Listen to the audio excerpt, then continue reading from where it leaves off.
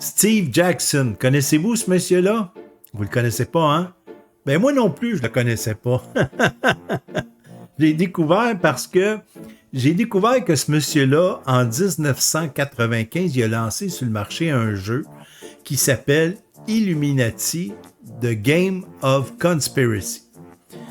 Ben, imaginez-vous donc que ce jeu-là qui a été lancé en 1995 a une particularité, et c'est pour ça que je vous en parle aujourd'hui.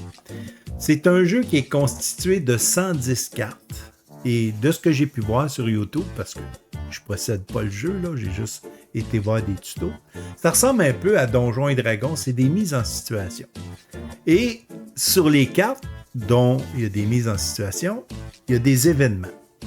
Et imaginez-vous donc que dans ce jeu-là, les événements, ben, c'est des prédictions.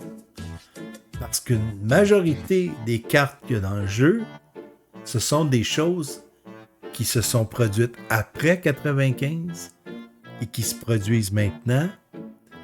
Et là, on commence sérieusement à se poser des questions. Où est-ce qu'il a pris ces informations? Parce qu'écoute, c'est flagrant, là. On parle, entre autres, de l'attaque des Tours jumelles de New York. On parle de l'attaque du Pentagone. On parle de la pandémie.